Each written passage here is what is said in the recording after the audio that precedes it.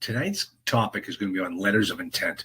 So I'm going to tell you how letters of intent work. I'm going to give you the real background so you feel very comfortable doing it. First off, letters of intent don't cost anything.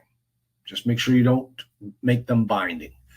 They're typically non-binding letters of intent. So listen, when in doubt, just make an offer. Nothing bad ever happens when somebody makes an offer. Only good things happen. The broker gets another offer in and shows the seller that his marketing efforts are working.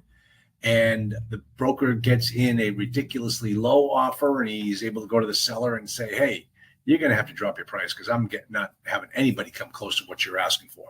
And no matter what happens, it works out well for the broker, and therefore you move up the food chain because now you're one of those sellers or buyers that actually is is worth their weight. They actually do something. They bring value to the table. You're not a tire kicker. You actually make offers. All right. So when in doubt, make an offer. Now, what is an offer? An offer is just like that same thing that you did to that little girl in third grade, or you were that little girl in third grade who was the recipient of that little love note that said, I like you. Do you like me? Check yes or no. That's all an LOI is. It's to find out if the two parties like the price and the terms and are willing to move forward with their relationship. So it's really not that big of a deal. But what I'm going to talk to you about today are the elements of a letter of intent and also 4 types of letters of intent. Yes, not all letters of intent are created equally. You've got to make sure that you choose the right one, because here's why, and this is where we're getting into the law school stuff. Whatever you put into that letter of intent that gets agreed upon must then move from the LOI to the contract. If it doesn't make the trip, it's not going for a ride. So if it doesn't get inside the 4 corners of that purchase and sale agreement, it's gone. So if you ask for seller financing in the letter of intent, and then you conveniently forget to add it to the purchase and sale agreement, don't come back looking for it later. Ain't going to happen. Now, on the flip side, if you didn't ask for something in the letter of intent, and then you tried to slip it in on the purchase and sale contract, that's poor form. That's poor form. You look like a rookie. So make sure that when you make the offer, you put in all the terms you want and they all get moved over. Don't play Mickey Mouse games with the seller. Like, oh, I'm going to try to pull a fast one on him because I'm going to stick in there that he's going to give you $5,000 at closing. That doesn't work that way. Just don't do it. Okay, let's take a look at the first one. All right, so this is what I call my short form letter of intent. It's very simple. It's just 2 pages. It's just 8 paragraphs. You can bang these things out in no time flat. So why do we have a letter of intent in the first place? Let me jump back to that. That might be kind of important. The reason why we have it is to save legal fees.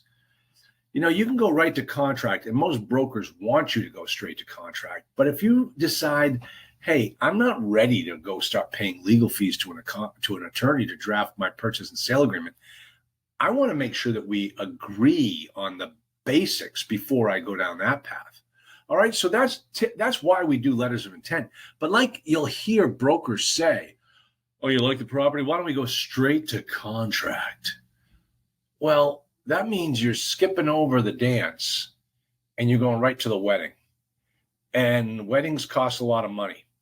And you might find out when you get before you even get to the wedding that you don't like the girl. And therefore, you just wasted all this time. That's why we do a letter of intent, okay, to figure it out. Now, this type right here, remember what I said in the beginning. When in doubt, just make an offer, because it really doesn't cost you anything. Look how easy it is. So the first thing you're going to do, obviously, is state what this is, and it's a letter of intent, and you want to identify the property that we're talking about. Remember, folks, it's a letter. It's a letter. So write it like it's a letter. Put your letterhead up at the top. Put the recipient's name right here. Don't forget the date. and then spell it out to him. Dear Mr. Gossel. All right. That's why we call it a letter of intent. Whatever you do, do not put up here in the header, like some people do, letter of intent. No, that's not what you do up there. You state the purpose of the letter of the letter right there. It's a letter of intent. All right. Now you're going to see a couple different versions of mine. So here we always have the purchase price. And if you ask for any seller financing, this is where you're first going to see it. You'll add a paragraph later on to give the terms of the purchase of the seller financing, but you put it in right here. Spell it all out. Purchase agreement. We have X number of days for the two parties to come to a real agreement. This one's not a real agreement. This is not a contract. This is a I like you, you like me type of contract. All right. Earnest money deposit. Make sure, I see so many people, use these things as templates, and they put one number up here and then they put a different number down here. Make sure you read your contracts, okay? Then we talk about the inspection period. The effective date should be the date at which the purchaser has received all documents listed in Schedule 1. Now, note that one, folks. I do this in all of my contracts, and I've learned this the hard way. We can start the effective date. We can start the clock ticking on this contract the day you give me all the documents that we've agreed to. Because I've seen these guys wait. Now you're supposed to have a 30-day period right here, but you haven't even received all the documents yet because the seller is sitting on them. We actually went to court on one case because of this particular matter. So why set the clock ticking before you even get all your documents? So we make the seller have to do some work in order to get this contract off the ground. Because if you see over here, let me see the earnest, I'm trying to find my cursor. A refundable earnest money deposit in the amount of 105 will be deposited with the escrow agent within 3 business days after the effective date. And what is the effective date? The effective date should be the date on which the purchaser has received all documents. So you could be sitting around for 30 days and never have to stroke a check for the earnest money because the guy has never given you all the documents. Okay. Now you might be thinking to yourself, Charlie, well, what documents are they? Well, we name them right here in Schedule 1. So what does that tell you? Schedule 1 right here. If you scroll down, boom, what do you see there? Schedule 1. Property tax statements, license and permits, all these things. In other words, we tell, and this is the most important right here. You always want to make sure that you have this one right here.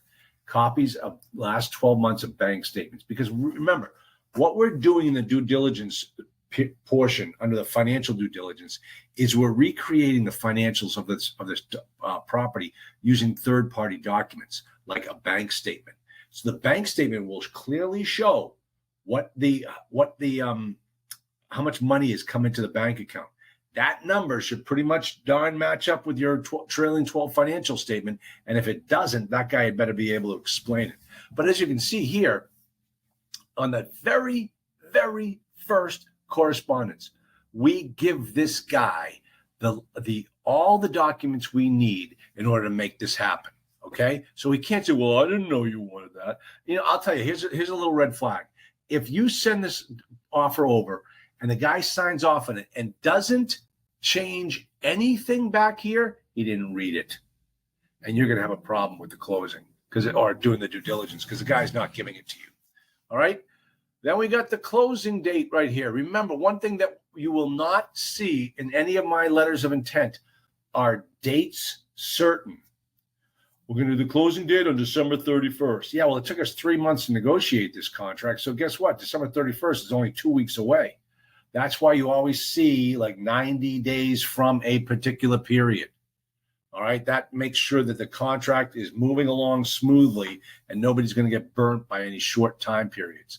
And then we also add a financing period. Now, you don't always offer a financing period. Remember, as I teach, the multifamily real estate business is a business. It's a competitive environment. You have to sell your offer so that the buyer will buy it. So what you want to do, especially if you're in competition, you want to make sure that the terms of your offer are good ones and that you don't, put in Mickey Mouse things so that the seller looks at it and says, this guy doesn't know what he's doing. I'm not going to agree to those terms. I'm not going to accept that offer. So if you want to strengthen your offer, you take things out like a financing contingency. That a financing contingency weakens your offer. So how do you fix it? Well, maybe just extend the inspection period. Maybe try doing it that way. So that is okay. So that is the that's how that works on the short form letter of intent. I got 3 more to show you. All right, here we go. Okay, so this is what I call my long form letter of intent. Takes a little bit longer, but here's the reason why you have 2 different types. Remember, the short form takes no time at all. You can send it out there. And then if the guy agrees with it, then what happens is you have to sit down and start negotiating the terms. Well, that's going to take time. And maybe you need time. Maybe you need time to put together the earnest money deposit. Maybe you need time putting together your team. So if you're needing more time, go with the short form LOI.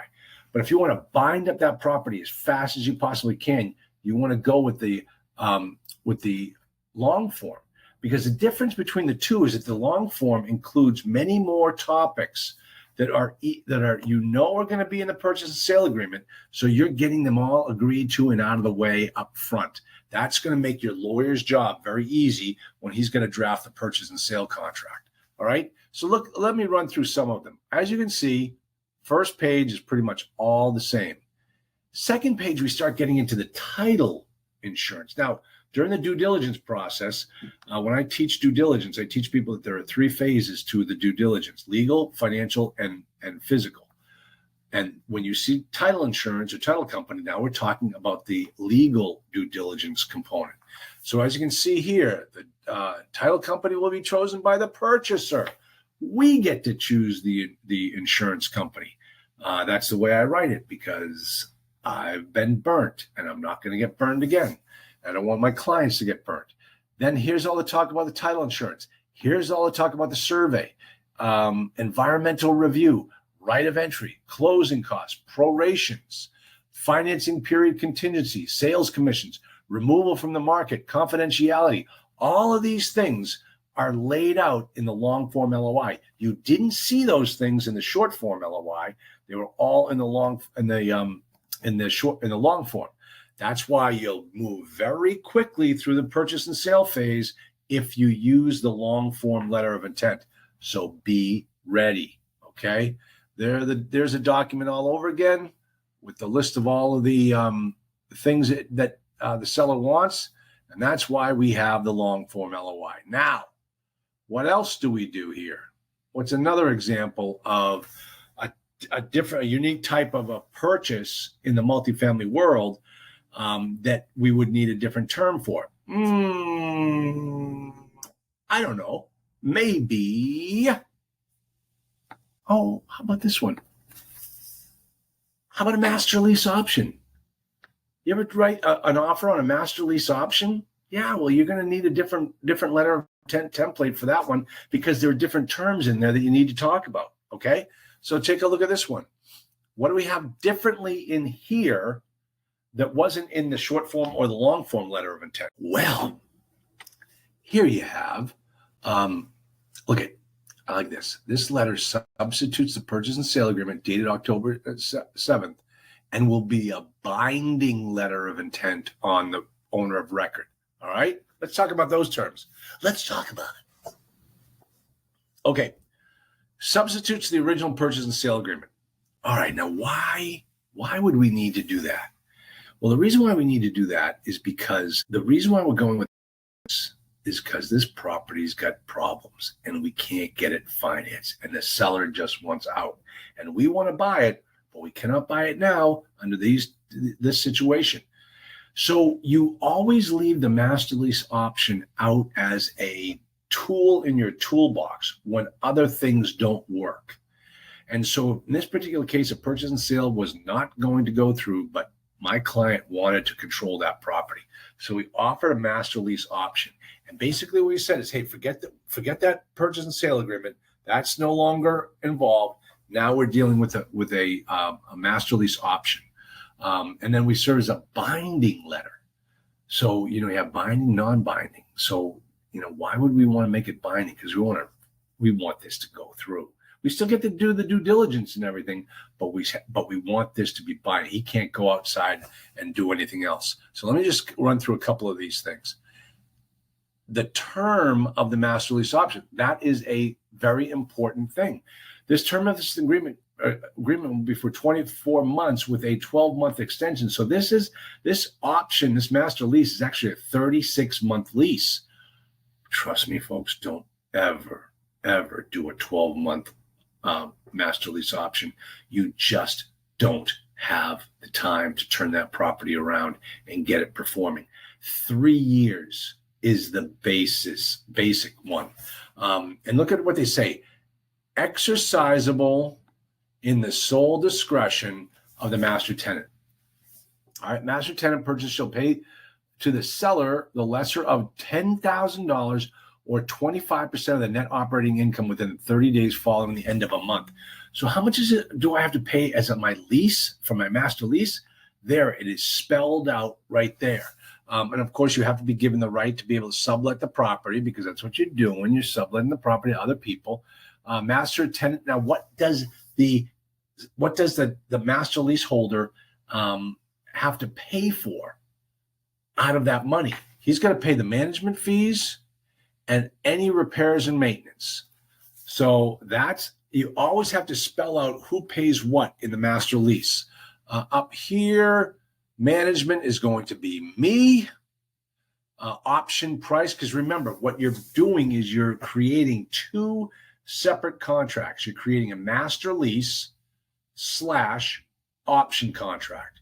So we have to figure out, well, what am I buying and how much am I going to pay, and how long does this option last? And as you can see, the term of the option is coterminous with the term of the master lease.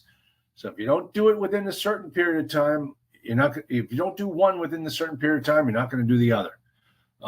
So this is gives you. I'm not going to keep going through this because it could get a little hairy, but I just want you all to see how that works. Now, the final one. Okay, now, folks, this is so crucial, and you don't want to get yourself caught in this way. And you're seeing more and more of this because the interest rates are so high. You're seeing a lot of deals being done via an assumption. All right. Now, when you're dealing with an assumption, you're going to add additional terms to the offer to protect yourself. Let me show you exactly what I mean. Now, I want you to understand that the reasons why we have these terms in here is because somebody got burnt. All right. I can tell you that somebody was me. So the financing period, you think, well, I'm doing an assumption. So shouldn't, why do I have to go to a bank? Well, I already know who the bank is. Yeah, you still have to be approved for the assumption. Should be subject to purchase or receiving financing terms and conditions acceptable to purchaser within 15 days after the end of the inspection period. Okay? Listen, I don't care what the banks say, that they're not allowed to change any of the economic terms on the mortgage for an assumption. That's bull. It's a bank. A bank will do whatever the bank damn well pleases. Okay? So what we have to show you is the first thing we add into an assumption is we talk about the closing costs. You see, the problem is that you're stuck. You're stuck with the seller's bank, the seller's and bank's attorney. And now you've got your own attorney, but then they go back out to Fannie Mae or Freddie Mac or whoever the GSE is. And that bank charges whatever they want. I got hit with a $50,000 legal fee on a closing cost for an assumption. Every attorney that didn't collect the $50,000 was outraged. Did it matter? No, I had to pay the $50,000. So I started putting this provision into all my contracts so that we know the purchaser's closing costs are going to be limited to X. If you're putting me through this rigmarole, because remember, folks, always understand this. When you're doing an assumption, you're actually doing a huge favor to the seller. Don't think that he's doing you a favor. you're doing him a favor. He can't sell that property unless he finds a buyer who's going to agree to work with that bank. You might have a great relationship with another bank. Doesn't matter. You got to buy this one. So in this particular case, we always limited the closing costs on the contract to a low figure. And anything over that, the seller's going to pay. All right, that's number one. Now, let's take a look at the next one. Capital reserve account. Oh, folks, listen. Bet you didn't know this. So I had a deal I was doing. It was an assumption, and the seller had been reserving his reserve replacement for years and had never once touched it. Didn't put a dime into the property. That reserve account had $100,000 in it. So what happens at the closing table after I just raised $1 million from my friends and family? And now I'm going to the closing table and I'm all set to close. And the bank sits there, the seller's there, I'm there. And the bank cuts a check for the $100,000 and hands it to the seller and says, "Congratulations, you sold the property. Good for you. It's been a pleasure doing business with you, Mr. Seller. Have a nice day." And the seller gets up, says his goodbyes, and takes his sale proceeds along with the $100,000 reserve replacement. And then the bank turns to me and says, "Welcome aboard, our newest customer. Let's get started." Now, the first thing we have to deal with is this little shortfall that you have in your reserve account. What do you mean, shortfall? "Oh, yeah, you owe us $100,000. "No, I don't. You just cut him a check and he walked away with it. You never should have done that." "Well, that's his money." "Well, okay, but I get the opportunity to build up my account." "Oh, no. That $100,000 is reserved to protect our collateral, and it's gone, and we need it back. So you have to come up with $100,000 right now, or we're not closing." "I just raised $1 million with all my friends and family." "Well, better go tap them on the shoulder, because that's how it's going to work." So you had to go out and find another $100,000. I had to find it in 3 days to close on a deal. It was tough.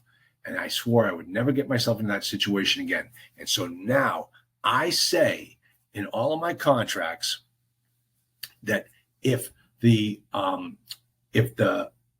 seller has any money in his reserve account, he's either going to spend it down to zero before the closing. And if you don't know this, but when you spend that money, you can only spend it on the property. So I'm benefiting with this money that he's spending on my property, mine about to become my property. Or if he doesn't want to spend it, he's going to cut a check and hand it to me at closing. So I don't have to come up with another $100,000. Now, folks, if you think that's pushing the envelope with the seller and you don't want to make him mad, folks, remember, you're doing him a big favor, because if you didn't assume his mortgage, you would be able to go out to any bank you want and get a new money purchase mortgage. And how much money do you think you'd have to put down for that reserve replacement on day one with that new mortgage company? Zero. But I'm going with him, so I owe him $100,000? No. Doesn't work that way. That guy should have been using that money every single month on that property to make it better, and he never did. You know, you think you sit there at the closing table, or when you're negotiating, after you do your due diligence, and you look and say, "God, this place is going to need $300,000 of work." Yeah, it's because the guy hasn't done a thing on it. So you can try to renegotiate with him after the due diligence, or you tell him, "Hey, listen, give me that money, and I'm going to go plow it back into the property." So that's why we talk about the capital reserve account in any letter of intent for an assumption. Now, this is the next one, and boy, is it a doozy. All right. Now listen to this. Whenever you do an assumption, there are 3 people at the closing table. There's you, the buyer, there's the seller, and then there's the bank. And the bank knows that the two of you are under agreement in a purchase and sale contract, but the bank doesn't care. The bank is the only institution I've ever known that doesn't give a ass about contracts. They haven't seen a contract that they'll run right roughshod over, change the terms on, or just clear out breach. And inside their document is wording that says that if you're doing an assumption, they use a different wording. I don't have it off the top of my head right now. If you're doing the assumption, it's either an approval or a denial. The bank is not allowed to change any of the economic terms of the mortgage. It says it right there in the contract. So I'm either going to be approved for this mortgage and buy this property, or I'm going to get declined and I'll have to walk away. Sounds good, right? You know what I'm talking about? All right. So this is how a conversation went. Hold on. This is how the conversation went. Mr. Dobens, congratulations. You've been approved. Thank you, Mr. Banker. I'm looking forward to it. Yes, but I understand the contract that you signed, the purchase and sale contract. You're only putting 12% down on the purchase price. Yes, I negotiated very well, and I was able to negotiate terms in a purchase price that meant I only had to come up with 12% of the purchase price to buy this property. Yes, congratulations. But you're going to have to come up with an additional 8% because we want you to have skin in the game more than 12%. We want all of our borrowers to have skin in the game up to 20% loan to value. Well, that would mean I'd have to increase the purchase price that I negotiated. Yeah, we thought about that and we realized that doesn't work for us either. We want you to work with us. Okay, so, but if an additional 8%, that's $400,000. Yeah, that's right. So how do I'd have to go out and raise the money for $400,000? Yes, you would. Okay. And then what do I do with that money? Where do I put it? Oh, well, we're so glad you asked. We're a bank and we'll open up an account for you and you can put the money in that account. Oh, and just one more thing. You're not allowed to touch that account for the whole time that you own the property. So wait a minute.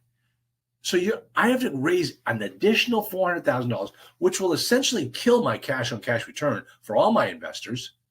And you want me to put it in your bank at what, like 1 or 2% interest, and I can't touch it? That is correct. Well, okay. Now wait a minute here. You're changing you're adding an additional economic term, and you can't do that.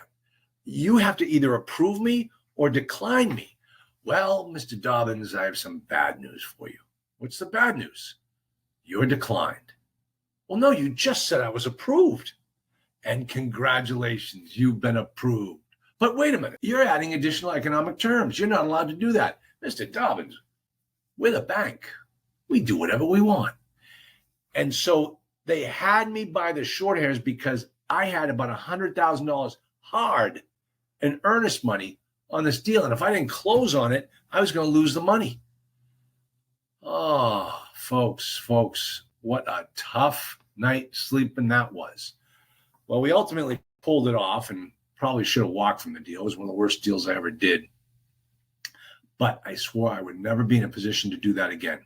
And so I crafted this wording right here that says that if the bank comes back later and adds any additional economic terms, the two parties will work together to try to come up with a solution. But if we can't come up with a solution that fits my needs, I get to walk and get all of my money back at any time during the purchase and sale agreement. So it could be the day before closing. And if the bank pulls this crap on me ever again, I get to walk. Okay? That was a very long story on one paragraph. Holy cow. And I think that's about it. So those are the letters of intent. That's how we deal with it. I hope that was helpful to all of you.